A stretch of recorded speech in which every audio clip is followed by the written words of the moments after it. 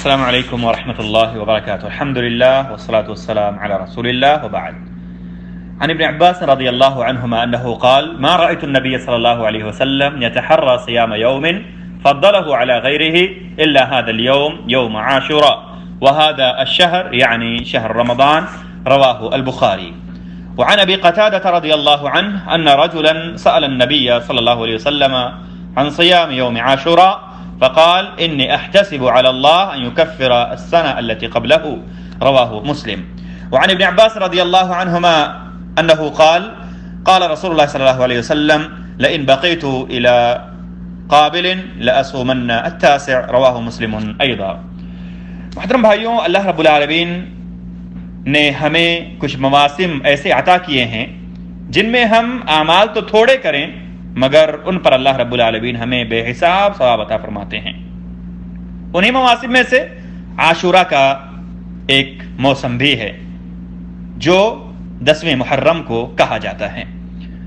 عاشورہ کی فضیلت کیا ہے، اس میں روزہ رکھنے کی کیا اہمیت ہے، آئیے ہم حضرت ابن عباس رضی اللہ تعالیٰ عنہ کی وہ حدیث دیکھتے ہیں جس میں فرماتے ہیں کہ میں نے نبی پاک صلی اللہ علیہ وسلم کو کسی دن کو دوسرے دنوں پر فضیلت دیتے ہوئے اس کے روزے کا اہتمام کرتے ہوئے نہیں دیکھا سوائے اس دن کے، یعنی عاشورہ کے دن کے۔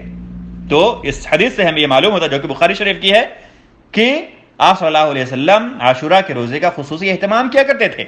اور روایتوں میں یہ بھی ثابت ہے کہ آپ صلی اللہ علیہ وسلم صحابہ کرام کو اس دن کے روزے کا خصوصی حکم فرمایا کرتے تھے اور اس دن کے روزے کا اہتمام کرنے کے لیے انہیں حکم فرمایا کرتے تھے۔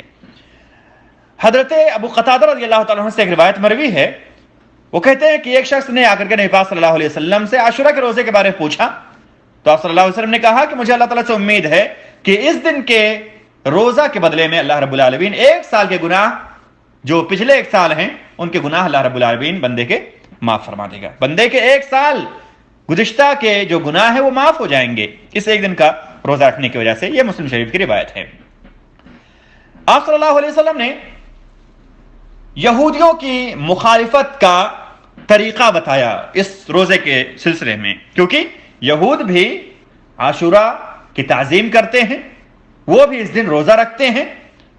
نبی پاک صلی اللہ علیہ وسلم نے ان کے اس عمل میں ان کی مخالفت کا طریقہ بتایا، اور آپ صلی اللہ علیہ وسلم سے جب کہا گیا کہ یہود بھی اس دن روزہ رکھتے ہیں، یہود بھی اس دن کی تعظیم کرتے ہیں، تو نبی پاک صلی اللہ علیہ وسلم نے فرمایا: لئن بقیت الی قابل لاصومن التاسع، اگر میں اگلے سال باحیات رہا تو 9 کا بھی روزہ 10 کے ساتھ ضرور رکھوں گا۔ تو میرے بھائیوں، ان احادیث میں ہم غور کریں تو ہمیں یہ معلوم ہوتا ہے کہ اس دن کے روزے کی بہت زیادہ فضیلت ہے۔ اس دن کے روزے کا اہتمام آپ صلی اللہ علیہ وسلم خود بھی کیا کرتے تھے، صحابہ کرام کو بھی حکم دیا کرتے تھے، اور آپ صلی اللہ علیہ وسلم نے فرمایا کہ اس دن کا روزہ رکھنا گزشتہ 1 سال کے گناہوں کے لیے کفارہ ہوگا۔ کیسے ہم رکھیں؟ 10 کا رکھیں، ساتھ میں 9 کا بھی رکھ لیں، جیسے کہ نبی صلی اللہ علیہ وسلم نے اس حدیث میں ہمیں بتایا ہے۔ اور اگر کوئی شخص 9 کا نہیں رکھ سکتا ہے تو کیا وہ 10 کا اکیلے رکھ سکتا ہے؟ جی ہاں، وہ 10 کا اکیلے بھی رکھ سکتا ہے، لیکن بعض روایتوں کے مطابق ہمیں یہ بات معلوم ہوتی ہے کہ اگر کوئی شخص 10 کے ساتھ 11 کا روزہ بھی رکھ لے تو اسے بھی مخالفت کا ثواب مل جائے گا، یہود کی مخالفت کا ثواب مل جائے گا۔ اور اگر کوئی 9 کا بھی نہیں رکھتا ہے، 11 کا بھی نہیں رکھتا ہے، تو بھی اسے یہ ثواب حاصل ہوگا، لیکن افضل اور اکمل اور بہتر یہی ہے کہ 9 اور 10 کا رکھا جائے۔ اگر 9 کا نہیں رکھ سکتا تو 10 اور 11 کا رکھا جائے۔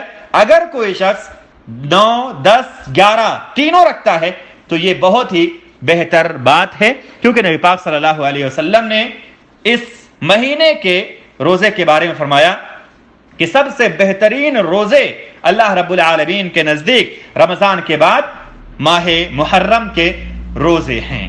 تو ہم جتنا بھی اس مہینے کے اندر روزے کا اہتمام کریں گے اتنا زیادہ ہمیں ثواب ملے گا، لیکن خاص طور سے ہمیں عاشورہ اور اس سے پہلے اور بعد کے دن کا اہتمام کرنا چاہیے۔